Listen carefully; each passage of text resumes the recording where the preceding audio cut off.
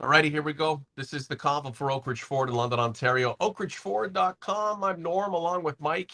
It is Sunday, July 2nd, 2023. Happy belated Canada Day to our Canadian viewers, OGs and converts. And hey, let's get it out of the way. Happy Independence Day to all of the Americans who have frequented and supported the program over the last 5 years. Mr. Augello, you were in Nashville for the draft a couple of days ago. Before we get into free agent frenzy and the frenzy that Leafs fans find themselves in, tell us how your trip was.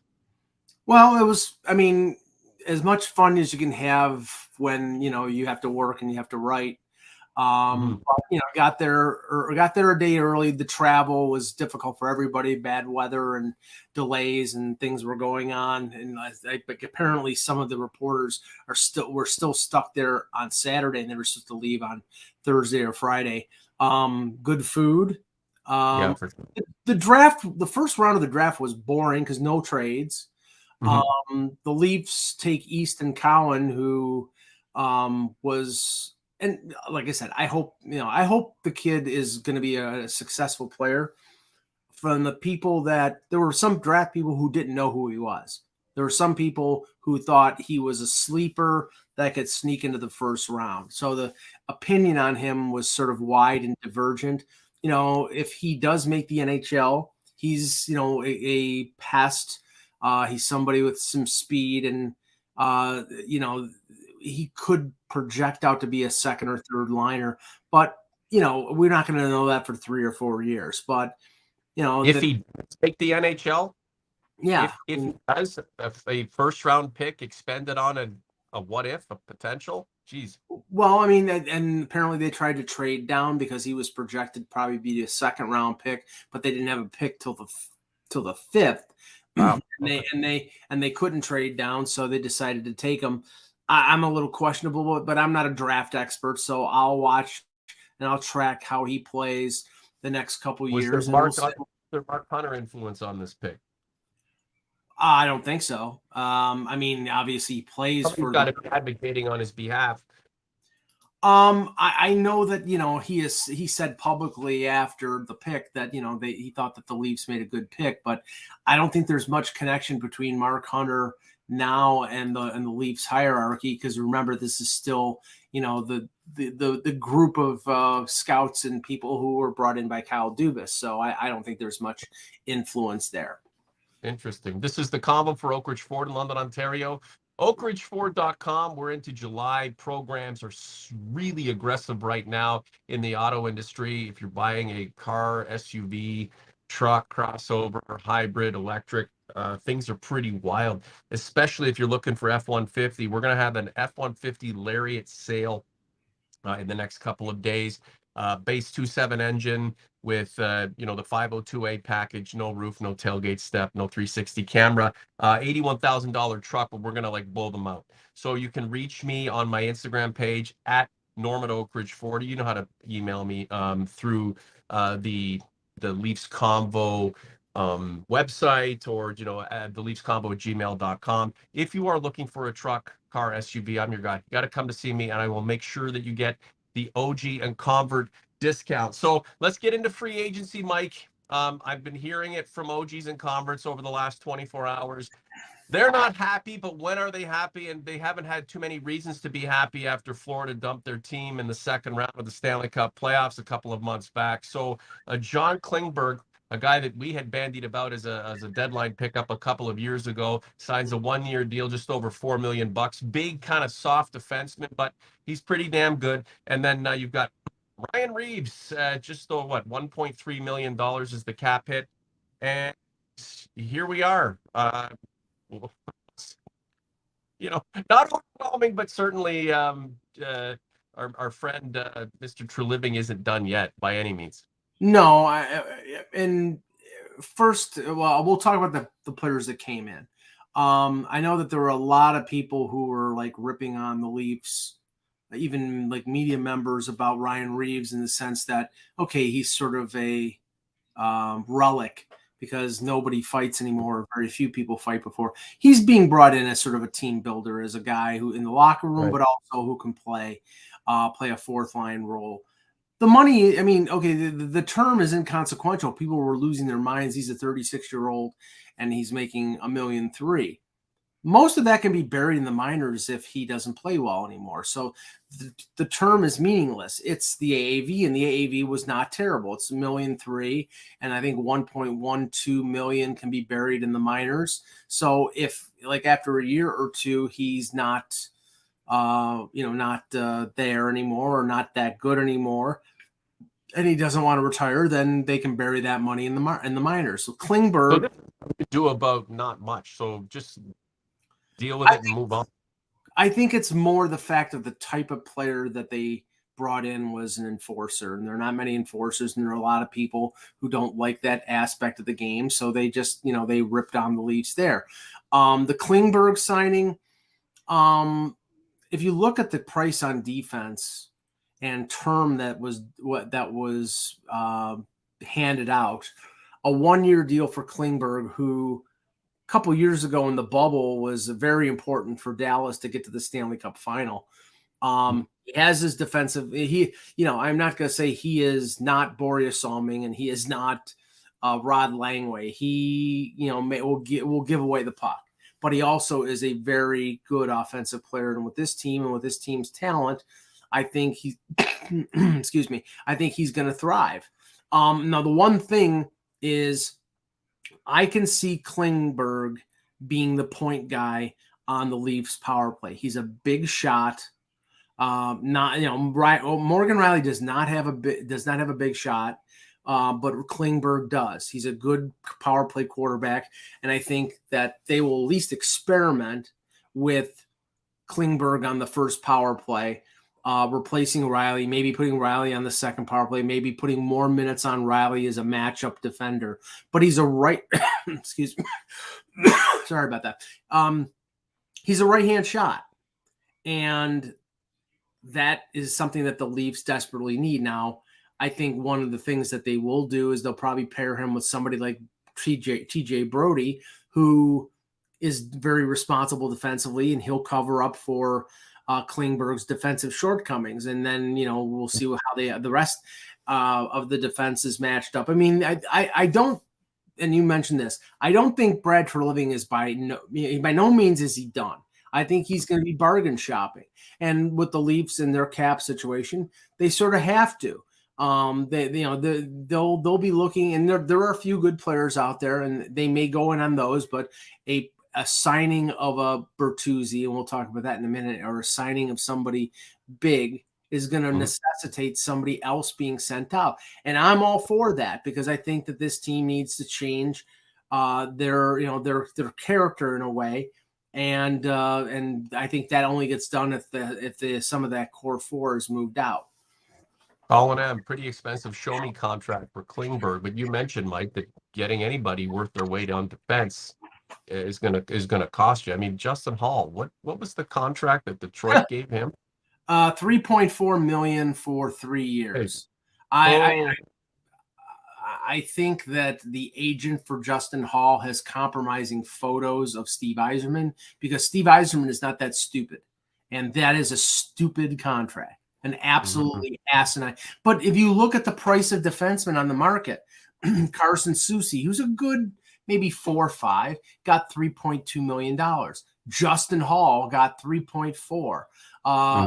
Dmitry Orlov got $7.75 million on a 2-year deal. So it was just stupid money out there, and it always is on July 1st. They even though there's no money in the system, they're spending money still. Do you like the fact that it's just a 1-year deal? Hab Slayer saying, hey, if it's not a good situation, not the right mix, he fucks off after next season. Yeah, no, I think it's a 1-year plug. Maybe they go out in free agency next year when the cap goes up, and it addresses it in a more long-term manner. But I think it's a good move. I think he's not. I mean, he's a top 4 defenseman, but he's a top 4 defenseman with issues, so they'll have to be managed. But I do think that generally he improves their defense. But right now it's a lot better without Justin Hall and with John Klingberg. Hey, one Swede in, another Swede out. Golden Stick 90. Is there trouble moving Nylander that the teams interested aren't on his 10-team no trade list? I mean, I mean, we could talk a little bit about uh, Tyler Bertuzzi. Will he be a Maple Leaf kind of player that a lot of us would like to see? I've heard Max Domi's name mentioned. When you said big moves, and he's not a big guy, does does he make that big an impact? That remains to be seen. Some of the impactful stuff is what happens with Austin Matthews and whether William Nylander once and for all is removed from the situation, sent somewhere else for what we hope would be a healthy return. Any update on that? Well, okay, I'll start with Matthews.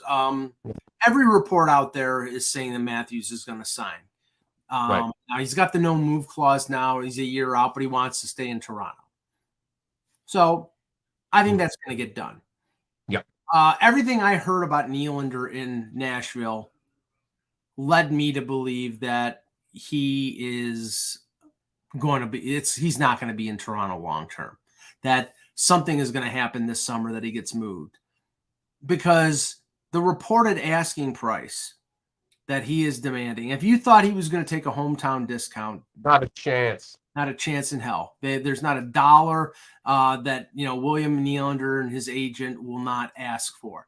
The reports that I read, and I talked to a few people who would know more than I do, that he's asking in the nines, and that's obscene because he's not a player. He is. If you look at the wingers out there, they're making $9 million or more. He's not Mark Stone. He's not Johnny Gaudreau. He's just not that good. I mean, he's good. Don't get me wrong. He scored 40 goals. He had a decent playoff.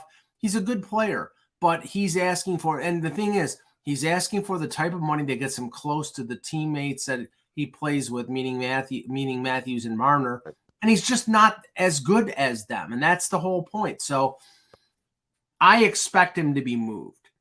Right. I'd be surprised if he doesn't get to free agency, or, if he doesn't get moved before the beginning of the season, because if he starts here, maybe they trade him at the deadline, but they're not going to get as much for him and not then as you would now. I mean, if you look at what happened with Dubois and look at what Winnipeg got, that's the type of deal that you want to get. Just do it. Rozer, disagree. I'd give him 9.5 max not to lose him. Yeah. So are you still there? There he is. Yeah, no, sorry, I just had to. Yeah. So Rozer would give him $9.5 million not to lose him. Well, okay. And this is the thing. You can't spend stupid money on a player because then you're stuck. I know the cap is going up next year, but the cap going up makes up for what they're going to have to pay Matthews on a long-term deal. Mm-hmm. You can't move Marner now. He's got the no move clause that kicked in yesterday, so that's not going anywhere. Neither is Tavares. So you're either going to move Nylander this summer, or you're going to let him play the season out and walk away for nothing, or you're going to move him at the deadline. That's and now if you're going to sign him to the extension, then somebody else is going to have to go out. And that's why I think. How do other teams look at this, Mike? How do other teams look at this? If Brad Treliving calls and wants to talk Nylander, are they thinking that they have the leverage? Because sometimes you're behind the eight ball. You've got to make a move for the sake of making a move, or you're going to pay the price down the line. Do the Leafs have leverage in this situation? I think they do, because similar to what happened with Dubois, the Leafs are the only team that can sign him to an 8-year deal. So what I think will happen is similar to Dubois. The interested team will ask the Leafs to get Nylander signed to the 8-year deal and then trade him in a sign and trade. And for that, they get, because then you can spread out the AAV over 8 years, then you get more of a return. I mean, look at what, I mean, I know Dubois is sometimes a center, sometimes a winger, but he was making pretty decent money in Winnipeg, but not top line. Now as a center, he's making $8.5 million times 8 years, and Winnipeg got Velarde, Kupari, and Iafallo in a deal for him. That's 3 NHL players. I don't expect anything less from the Leafs to get in a Nylander trade. I mean, if they want to go the road of what Minnesota and LA did with Kevin Fiala, they could get a first round pick and a highly regarded prospect and clear the salary out to sign somebody else. And that's where like somebody like Bertuzzi comes in, where, you know, if they sign Bertuzzi for $5.5, $6 million on a 5 or 6 year deal, that's less than what Nylander's making right now. Budget wise, that's much better. Now, is Bertuzzi as good a scorer as Nylander? No. And he has had his injury issues in the past. But to fundamentally change the character of this team in terms of being more physical, in terms of playing more playoff style hockey, you're not going to get that. You're never going to get that out of William Nylander. You may get that out of Tyler Bertuzzi. This is the Convo for Oak Ridge Ford. Mike, and where are you again? What's the place you're called? It's Cheektowaga somewhere. Chick to Vegas, land of the pink flamingo. Chick to Vegas, and I'm in No Fundin, Ontario. Like the content, subscribe to the channel. We've got a lot of people going on about a Tyler Bertuzzi signing. Guess we just signed Bertuzzi to a show me deal, 1 year. Mike, is that a parody account that everybody's following right now? They want us to jump in on it. He's not okay. He's not doing that. Why would he do? He wants security. He wants a long-term deal, especially with the fact that, well, if Bertuzzi signed in the last 5 minutes, I didn't see it. You know, so okay. I mean, if you know, let me run this one past you, Mike. What's that? So Raja, there you go. Elliot Friedman, nothing official as of yet, but hearing Tyler Bertuzzi in Toronto are working away at a 1 year deal. Okay, so what's up with that? Well, the cap goes up. The cap goes up next year. So what is it? What does that do for you? That okay? Now, so maybe. Well, okay. Colin M is like, Willie ain't going nowhere now. Here you go, Colin. And this happened with what's his name? Jesper Kotkaniemi with Carolina. He signed a 1 year deal. It was an offer sheet, but he signed a 1 year deal. And then in January, he signed an 8 year deal when the cap was going to go up next year. Willie is going somewhere. He's either doing this. He's either staying a year and leaving as a free agent, or he's getting traded. He is not staying, because I'm telling you right now, he's going to ask for $9.5 to $10 million, and the guy is not worth it. You need to ramify that top four. Those four guys are not hoisting a cup together. You need to move one of them. Nylander's the guy. I know so many people love this man, and they're gonna be people like hanging off of bridges once he's traded. But so fucking be it. That's the way she goes. It's not even about him not being good enough. It's you want to supplant somebody just like him who does something different, right? Guy, they've already got those guys. It's okay. We're all not here just to support William Nylander's rise to stardom. The team is in a real situation where it needs to modify and retool and get back at this fucking thing and start, moving down that road to not only respectability when it comes to the playoffs, but actually accomplishing things. And for me, it's not about how much money he's going to be asking for. And, he's deservedly so. He's a damn good player. He's the guy to move, Mike, to bring back somebody like him who does something different that the Leafs need more of. I don't know how many times I have to say that I think William Nylander is a talented player. That's qualified. You have to, because But that's the infuriating thing about him, because he's talented, and he doesn't show that talent all the time. It's when he feels like it. Now, last year he was more consistent. Last year he was more consistent than he had been in the past. But the problem is that sometimes that disappears. That's the whole Dr. Nylander and Mr. Willie thing. It's like, right. Now that's fine when the guy's on an entry-level contract or when he's on a bridge deal.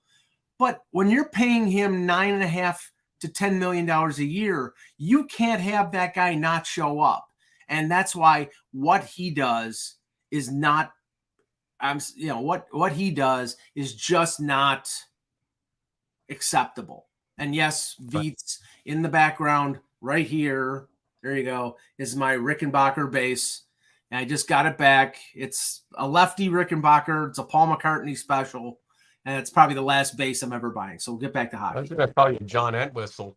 Well, he didn't play a Rickenbacker, but he was a beast. But anyway, I'm looking at Tyler Bertuzzi's mugshot at hockeybuzz.com and at hockeydb.com as well. And he's from Sudbury. It looks like he's had many a Sudbury Saturday night, and probably waking up in the place Sudbury Sunday morning. But he's the guy. You know, a 62-point season back in 21-22. Split his time between the Red Wings and Bruins last season. 16, what do you say about this guy? 10 points in the playoffs. I mean, Boston's run didn't go as long as they had hoped. You know, how impactful will Tyler Bertuzzi be to this team? First it's official. The Leafs just tweeted it out. How impactful can he be? Well, I mean, he's a physical top six winger, and that replaces what they lost in Michael Bunting. He's a bigger player than Bunting. He's more physical. The only thing I'm concerned about is his ability to stay healthy. He's had, I know that in Detroit, and Kevin Allen was telling me about this, was the fact that he broke his hand blocking a shot, came back, and then broke the other hand. So, that's not like breaking your hand in a fight, but it's still. Now, this is a move that we've been looking for. I've been saying, I don't know how many years have I been saying they need a physical force in the top six. He's a physical force in the top six. He doesn't play any games, eh? That guy just comes right at you. Yeah, and if you watched that series between Boston and Florida, he gave as good as he got. And I don't know about that line. If they trade Nylander, that's probably your top line. Nice, Matthews, Bertuzzi. That would be fun. Yeah, that would be. And we don't know how physical of a player Matthew Nyes is going to be. I mean, he came into a situation last year, into a playoffs as a neophyte. I mean, really, and he got rocked by Sam Bennett. I'm sure that he'll be more prepared for the physical pounding that he's going to get as an NHLer next year. But I mean, this is a big move. Now, the only thing we're waiting for now is the AAV on this, and that's going to be the key, because if they sign him for 1 year at like $6 million or $6.5 million, then you're going to see. I still believe you're going to see William Nylander traded. But we didn't know that Bertuzzi would sign. The news comes down and is solidified and is modified. $5.5 million. $5.5 million. We didn't know he would be a part of the Maple Leafs for any money before we went to air.